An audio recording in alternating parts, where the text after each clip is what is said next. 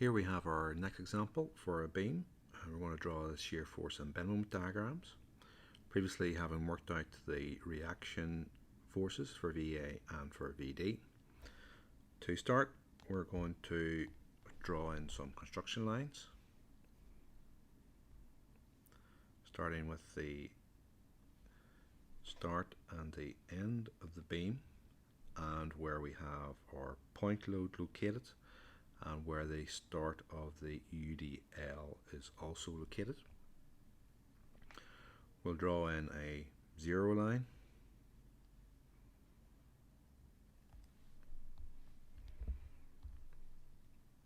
this will be our shear force diagram. The units are going to be given in kilonewtons. Horizontal line represents 0 on our shear force diagram. Starting off on the left hand side, coming in a fraction to reveal the first reaction, VA, 64.33. That will cause a jump from 0 up to a value of 64.33. As we move along the beam to reveal more of it, the resultant force from the start to our point that we're considering over the first meter stays the same. That will cause a straight line on our shear force diagram. For the next part of our shear force diagram, for the next 2.5 meters, we're going to consider the resultant force at the end of the 2.5 meter width, just before we come to the point load of 15 kilonewtons. The rate of the UDL is 20 kilonewtons per meter. The length of this first section of UDL is 2.5 meters. 20 times 2.5 gives you 50. Therefore, from our current value of 64, by the time we come to where the 15 kilonewton point load is located, we'll have dropped 50 kilonewtons, taking us to a value of 14.33. Next, we'll go a fraction after the point load. The point load is pointing downwards, therefore will cause us a drop of 15 on our current value of 14.33, taking us to a value of negative 0.67. As we move along the next part of the UDL, for every meter we go across, we're dropping 20 kilonewtons. We have in this next region a 4 meter length. 4 times 20 gives us 80 kilonewtons. So from our current value here of minus 0.67, by the time we come to the end of the beam, just before we come to the last reaction, we'll have dropped a further 80 kilonewtons, taking us to a value of minus 80.67. Go to the very end of the beam just to reveal the last reaction. Last reaction is 80.67, pointing upwards, and that then will close off our shear force diagram back to 0. We've got some points to join together. At the 15 kilonewton point load, our drop is 15, so we have a vertical line. Then over the other two regions where we have a UDL, we should have a diagonal line and another diagonal line over the second region. Both of these diagonal lines have the same gradient, which is the rate of the UDL, 20 kilonewtons per meter, going downwards, these two diagonal lines should be parallel. And that is our shear force diagram drawn. Now we've got our shear force diagram drawn. First of all, we're going to work out some areas on our shear force diagram to help us plot points on our bending moment diagram. Areas here, I'm going to divide it up into essentially 3 areas.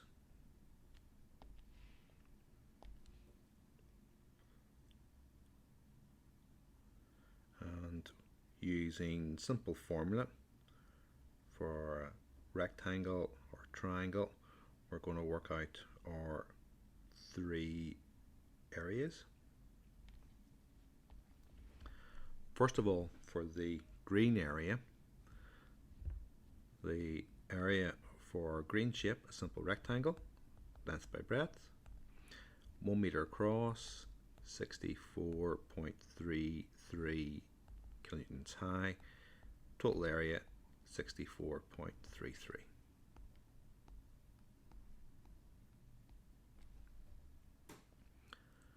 For the blue area, I'm going to divide that up into a rectangle and a triangle. So to work out the total blue area we have, again, length by breadth for the rectangle, 14.33. Now the distance across in this case is 2.5 meters.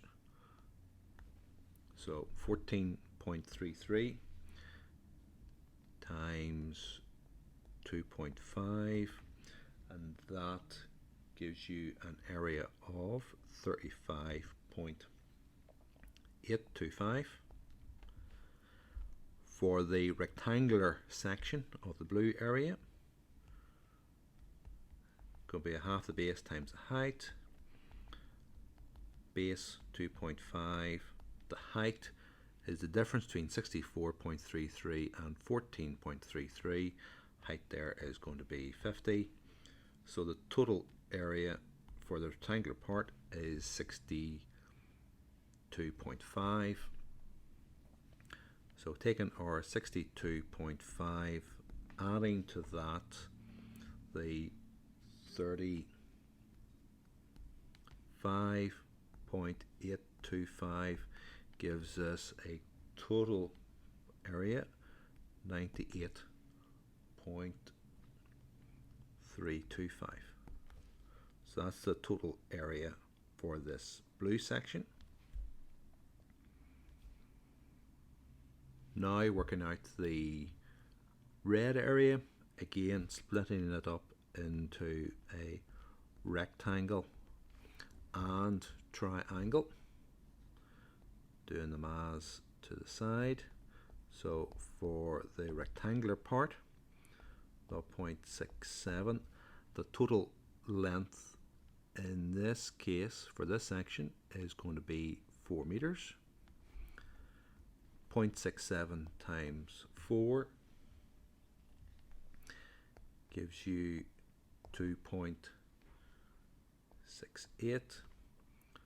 For the triangular part of this section, half the base times the height. That gives you the half. The base again is 4 meters. The height in this case is the difference between minus 80.67 and minus 0.67. Total height there is going to be a value of 80. Working out that area gives you a value of 160. Adding together our 160 plus 2.68 gives us a total area of 162.68. So our total area here is 162.68. Because the area is beneath the axes, it is a negative area. Using these values for area, we can use these areas to plot points on our bend and moment diagram. First, I'm going to draw in some more construction lines.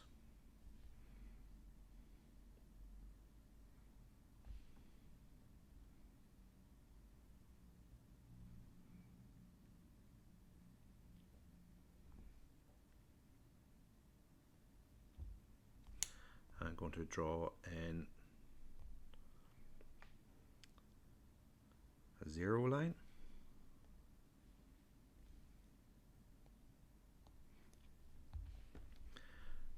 Label this our bend and moment diagram. All the units are going to be in kilonewton meters, starting off from 0 on the left hand side.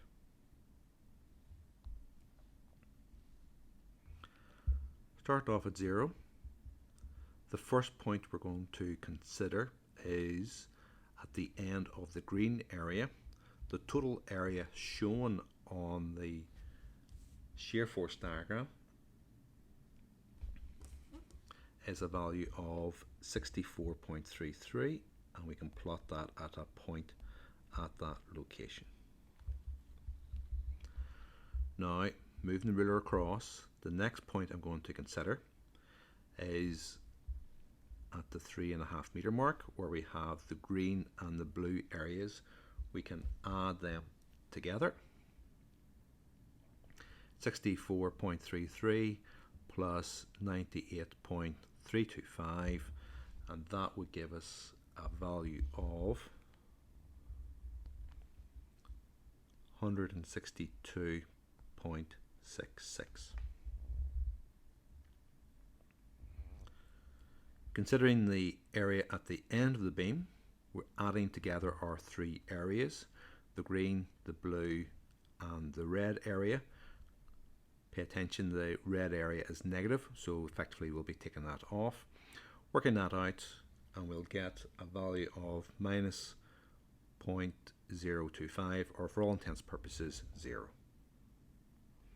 And we'll use that to close off our bend and moment diagram. We have our points plotted on our bend and moment diagram. Now we have to join the dots. To do this, we will consider the value of the shear force at various locations. So starting off with the first green region, here we have constant shear force at 64.33. Therefore that tells us we have constant gradient over this region, the gradient being 64.33. Over the next part, what we have to do is to consider the shear force value at certain locations. That then will give us the gradient at that location, and then that will help us to join the points with some sort of curve. Next point we're going to consider is at the start of the UDL, the shear force value is 64.33. I'll draw in a little tangent with a steep gradient, 64.33. As we finish our first region, our shear force value is 14.33, so the tangent will be lesser, not quite level, but it'll be a lesser gradient coming into that point. As we step over the point load, our shear force value drops to minus 0.67. So as we exit this point, our tangent to curve is more or less level. Then looking at the end of the section, the shear force value is negative 80.67. Tangent to the curve at that point will be a steep line going downhill. Now we're going to try and join the points by joining the tangents. In the first region, we'd start off steep, going shallow as we come into the point at that 3.5 meter mark. As we then leave that point, we're going to go more or less horizontal and then steep into the location at the end of the beam. That is now our bending moment diagram drawn. Points to note: our maximum bend moment is 162.66 kilonewton meters at 3.5 meters from the left hand side. Additionally, for this diagram, there are no points of contraflexure.